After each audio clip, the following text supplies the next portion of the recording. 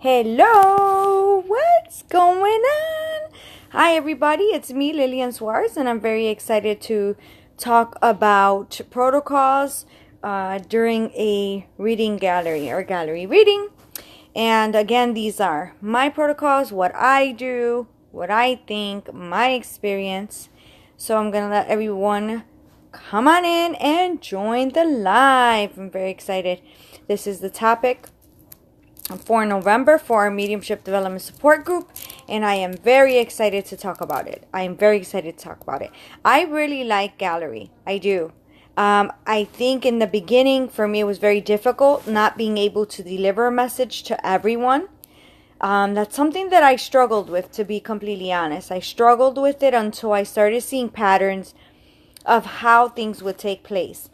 So the first thing I want to talk about is, in a gallery of hundreds and hundreds of people, how does the visiting spirits determine who comes in and why they come in? Because everybody is important. Everybody's important in that gallery. So how do they determine that? I'm not God, and I don't know. I'll know exactly 120% once I'm there. But I know that based on the patterns that I've seen, what seems to happen is there'll be a lot of like situations. For example, someone's dad will come in that was in the military, passed of a stroke, and had 3 kids, and is in spirit with his wife, and there'll be like 10 people that can take that. So I feel as though spirit gets very organized and they talk, and I feel that they said, well, oh yeah, that's very similar. There's 100 people here, and out of the 100 people, 25 people lost someone of cancer, 25 lost someone of a heart attack, and 50% lost someone of just normal causes, right? So they'll bring forward the percentage of people so as many stories can connect, and everybody in that room perhaps might be able to link with the information coming in. But the biggest part, I think, to me that gave me peace of mind was everybody in that room feels the presence that comes in. Everybody feels the presence. Everybody feels lifted. Everybody feels the experience that is happening in that moment. So everybody walks away feeling renewed, feeling different, having this appreciation of life. And again, I tell you what, I still sometimes feel bad. I wish that when I do my little gallery readings, my group gallery readings, I stop and I give everybody a mini reading. I'm a crazy lady. But, I don't know, I feel like everybody, I wish I could help every single person that needs help. So what I do the day of gallery, okay, we're talking about the day of gallery. We already covered prepping, preparing for gallery. So what I do? Well, the day of gallery, I don't eat about an hour before gallery. Does that mean that if I ate, I wouldn't be able to do my mediumship? That's not what I'm saying, and let me correct myself, or correct the understanding of what I'm trying to express here. I am not saying you cannot do your mediumship. I am saying, in my philosophy, in my view, I rather not eat because I don't want to be processing food and use some of my power for that. I want to be as light as possible so that I can work in the spirit world and my physical body is working in harmony with my spirit body. Okay? It's just the way that I see it. Can you do it? If you have ate, yes, you can. But I feel like maybe perhaps afterwards you will be a little bit more tired, because it won't be, in my eyes, that much of an inpouring and outpouring, as it should be and as it can be. Okay? As it should be and as it can be. Therefore, I don't eat an hour before. And if I eat, I try to eat chicken. I try to eat things that are light. And then after gallery, I eat meat. So after gallery, I'll have red meat. I'll have, things that are more grounded. Potatoes. Oh, I love baked potatoes. They ground you right away. So baked potatoes, dark chocolate, things of that sort. So that's the first thing. The second thing, I prepare a mist just for that day for myself. So I'll say, okay, I'll get a little, maybe 2-ounce bottle. Say, all right, what am I needing today? Am I going to put a little mixture of each chakra in my mist? Am I just going to use the Florida water with the violet water? Am I just going to use moon water with some lemongrass, lemon eucalyptus? What am I going to use? What do I need? And so I'll make the little mist and I'll have it with me. And I'll spray myself before. Another thing that I do as well is I use, because I am a Reiki practitioner, I use the Shokore in the palm of my hands, my feet, and I use the Yod symbol, Y-O-D, Yod symbol, in my heart center. And it's something that I've always done since I learned about the symbols, and I love, love, love it. I also use the Reiki symbols within the room. So I'll tune the room and the chairs. So the whole space is uplifted, cleared, and ready to go.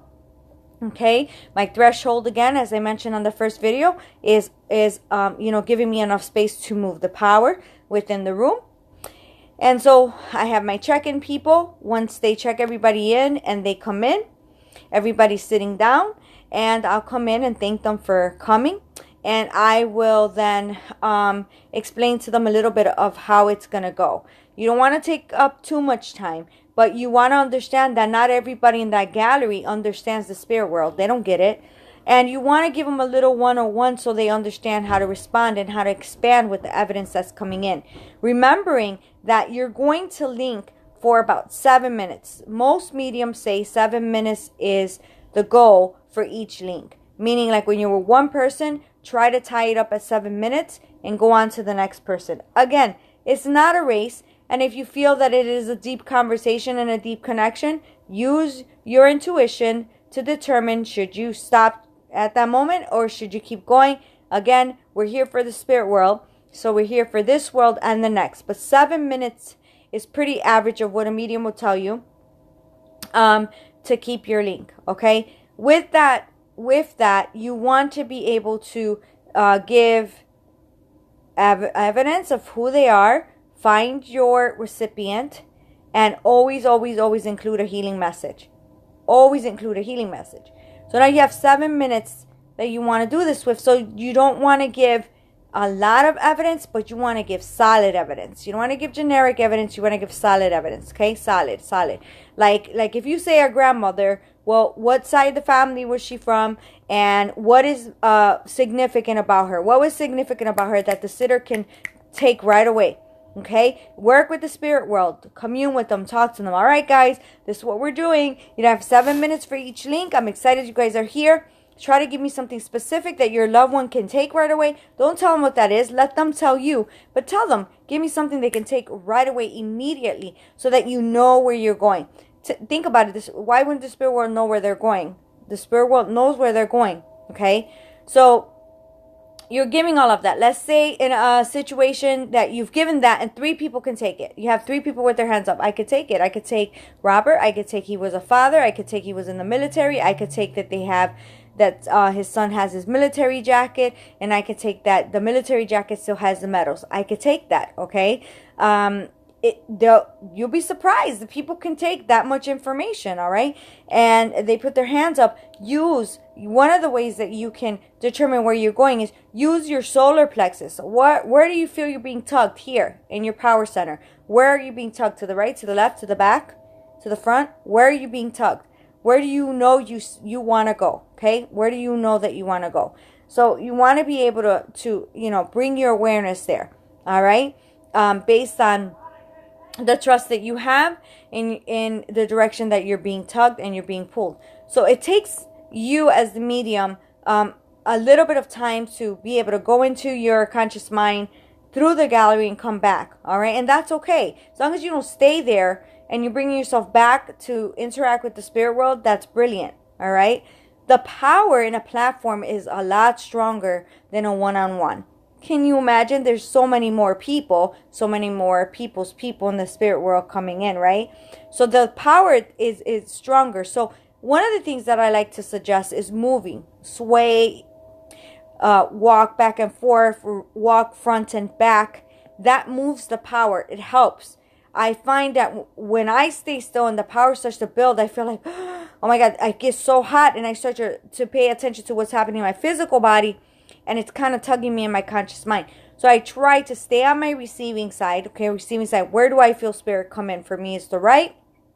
And look upward. Look upward, okay? And just tell spirit, when you're doing your opening, tell the attendees. Answer yes, no, or I don't know, unless I say how so. That's what I say. Answer yes, no, I don't know, or how so. All right. So you want to keep the whole gallery engaged. Even if you're delivering a message for one person, like I said, you stand this way. So if you're here and you're delivering a message for somebody on the left side, you want to stand this way so everybody can see you. If you're delivering a message for somebody on the right side, you want to stand this way so everybody can see you. Do not give your back to the crowd. Keep everybody going. Keep the power moving, okay?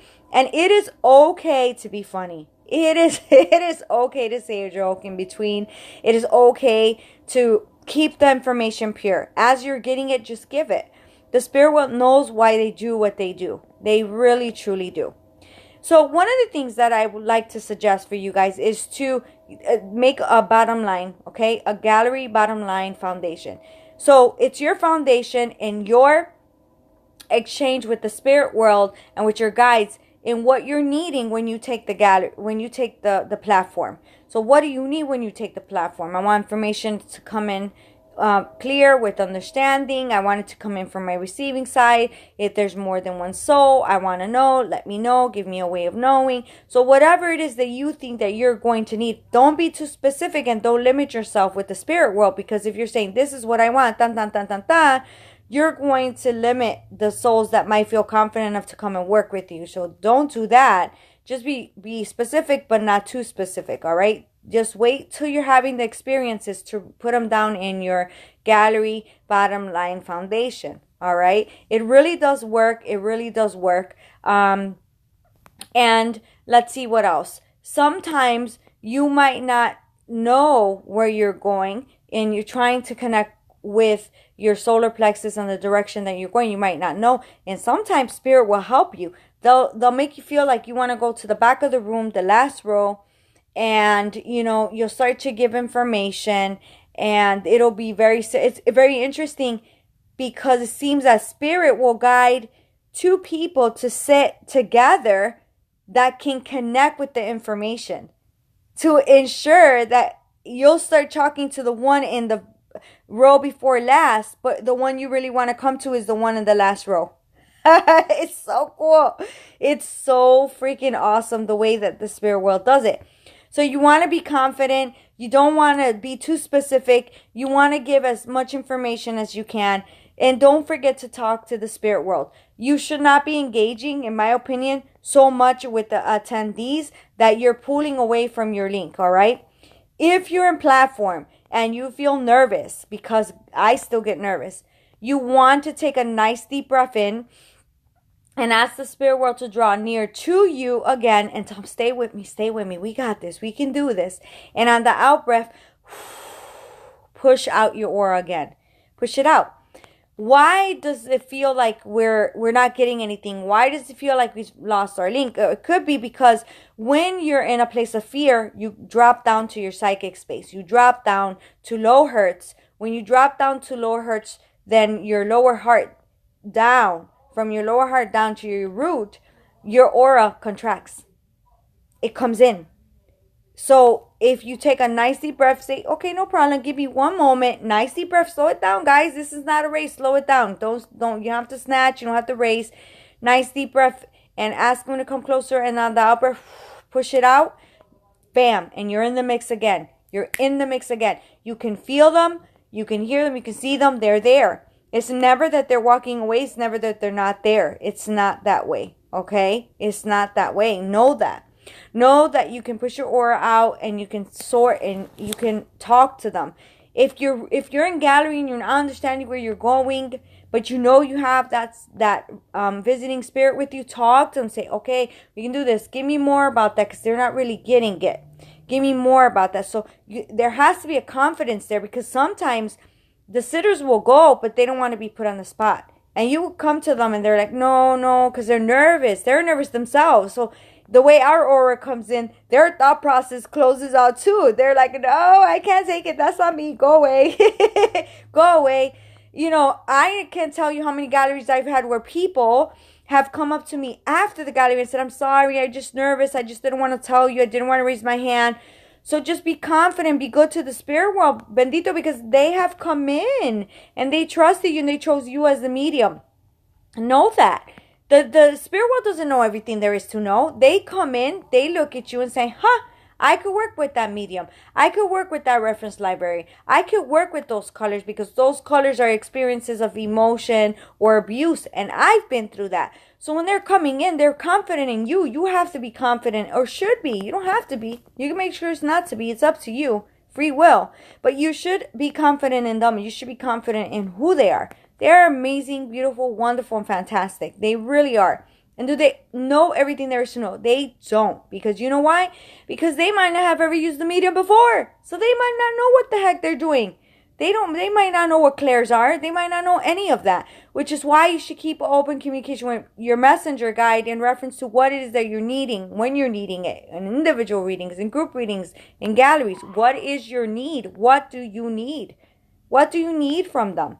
They help each other. They're really amazing. They have enabling spirits. Sometimes it's their own family members, and sometimes it's not. An enabling spirit could be somebody totally different. It could be somebody that they met together on the other side because they both had cancer, so they were the color purple. Because again, there's no physical body, there's no vocal cords. That's not how they communicate. They communicate energy to energy, thought to thought. Okay? And when they do that, there's that exchange of, that like energy, that like experience, like, oh, I've been through that, I get that, I understand that. And so that's based on what I ask them and experiences. That's what I get from that. All right. So always be very confident with the spirit world. Yes. Be polite to the attendees. Yes. Thank you for that. And go right back up. Go right back up with the spirit world. Talk to them, work with them. Don't forget to talk to them during the readings, especially if you're not understanding where you're going or what you're doing. What I like to do is keep water in the room. And that's because I'll tell you what, the power really builds in that room. And whether or not you're a medium, the power builds in that room. And I said in the first video, people with diabetes, it affects it a little bit. People with a little bit of borderline blood pressure, it affects them a little bit. So you always should have orange juice. You always should have water. All right. What I like to do is, if I don't have the water available in the space that I'm in, I'll put a water bottle underneath everybody's chair, and they'll have that available to them. Okay. We always like to have dark chocolate as well in the room, because the dark chocolate is grounding. It helps to ground. One of the other things that I do that I love, the students come and they'll be there and available for somebody if they've gotten a reading and they're very emotional. I've had someone hyperventilate before. So they're available and they're there, because imagine I'm up on the platform. I don't want to feel that I'm seeing someone, hyperventilating, feel bad, and there's no one there that can give them Reiki, pull them out, or know how to ground them down. So the students are extremely helpful in doing that. I love them so much. Without them, I don't know what I would do. They know I have somebody that runs the tissue. So there's a tissue runner. You should not walk past the medium. If they're connecting with someone like this, they're in front of you and you need to bring the tissue, go around. Don't come in between the medium. It's rude. Some mediums feel like they don't, it weakens the connection. I don't know how true that is. But go around. We also have a mic runner. So if somebody is using a mic that's doing gallery because the room is bigger, you want to have one for the medium and you want to have another one for the attendees. So you have the mic runner going to the person that the medium is talking to. Okay. There is definitely scenarios where you won't need the mic. But then remember, project your voice. Project your voice outward. Remember what I said in the first video. If somebody has hearing issues, put them in the first row. Make sure that you're asking that. Put them in the first row. It's an amazing experience. It's beautiful. It's wonderful. The hearts that are touched in a gallery, it's amazing. I'm always very humbled when I sit in one, when I'm reading in one. And I hope that you guys can take what resonates with you from this video. This is the subject for November. I'm very excited to bring it. If you have any further questions, let me know. I did make another video, and it's preparing for gallery. This is what happens during gallery. So take what resonates. I will then make a third and last video of what happens, what my routine is a little bit after gallery. What do I do? Do I stay? Do I talk to them? Do I greet them? what do I do after gallery? I thank everybody for joining me. Bye for now. If you want to see more of my videos, look for my YouTube channel, and it's under my name, Lillian Suarez, last name Suarez. Bye for now, everyone.